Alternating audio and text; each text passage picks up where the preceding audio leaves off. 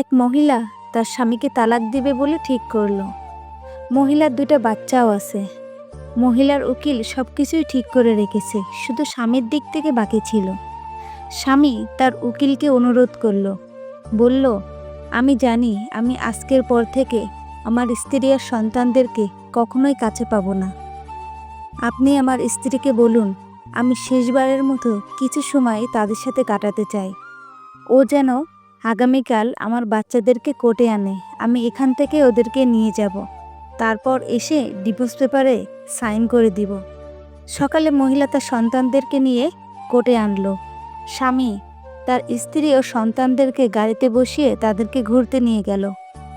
বাচ্চারা কখনো মাকে জড়িয়ে আদর করে, আবার কখনো বাবার সাথে খেলাধুলায় মেতে ওঠে, আবার কখনো আইসক্রিম খেতে চায়, আবার কখনো পার্কে ঘুরতে যাওয়ার বায়না করে। বাবা তার সন্তানদেরকে আইসক্রিম কিনে দিল এবং রেস্টুরেন্টে নিয়ে গিয়ে নিজ হাতে খাবার খাওয়ালো। বাচ্চাগুলোর দিকে তাকিয়ে বাবার চোখে পানি ছলছল করতে লাগলো। তারপর সে তাদেরকে পার্কে নিয়ে গেল। বাচ্চারা তো খেলাধুলা করতে ব্যস্ত, সাথে বাবা মাকে জড়িয়ে ধরে আদর করে, বাবা মাও তাদেরকে জড়িয়ে ধরে আদর করে। স্বামী তার স্ত্রী ও সন্তানদের জন্য অনেক উপহার কিনলো এবং তাদেরকে গাড়িতে বসিয়ে রওনা দিল। বাচ্চারা বলল, বাবা আমরা নানি বাড়ি যাব না, আমরা আমাদের বাড়িতে যেতে চাই, মাকে বলো আমাদেরকে আমাদের বাড়িতে নিয়ে যেতে। অনেক সময় পার হয়ে গেল। উকিল বারবার ফোন দিতে লাগলো। ফোন দিয়ে বলল, কোর্ট বন্ধ হয়ে যাবে, তোমরা তাড়াতাড়ি চলে এসো, আমাকেও বাড়িতে যেতে হবে। আমির তার স্ত্রী ও সন্তানদেরকে ছেড়ে যেতে মন চাচ্ছিল না।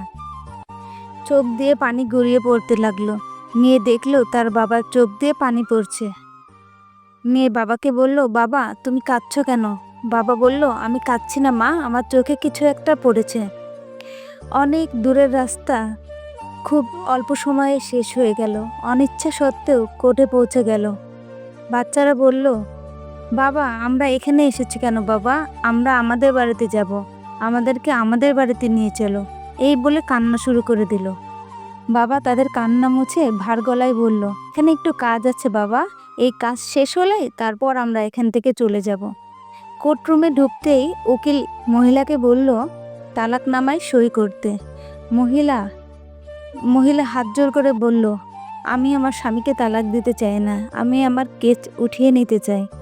তারপর স্বামী স্ত্রী একজন আরেকজনের হাত ধরে ক্ষমা চাইলেন যে তারা নিজেদের জেদের কারণে নিজেদের সংসার নষ্ট করতে যাচ্ছিল, সাথে তাদের সন্তানদের জীবনও। আমরা নিজেদের অহংকার একটু ভুলে গিয়ে তৃতীয় পক্ষের সাহায্য ছাড়াই স্বামী স্ত্রী নিজেদের সমস্যাগুলো মিটিয়ে নিলে অনেক ভুল বোঝাবুঝির অবসান হয়ে যায়। তাহলে অনেক পরিবার বিচ্ছেদের হাত থেকে বেঁচে যায়। আমি চাই এই কথা সব মানুষের মনে গিয়ে পৌঁছাক, তারা তাদের সম্পর্ক টিকিয়ে রাখার চেষ্টা করুক। আল্লাহ সকলকে সঠিক সিদ্ধান্ত নেওয়ার তৌফিক দান করুক। আল্লাহ আমাদেরকে সম্পর্ক ভাঙা না, সম্পর্ক গড়ার তৌফিক দান করুক। গল্পটা আপনার কাছে কেমন লাগলো প্লিজ কমেন্টে জানাবেন।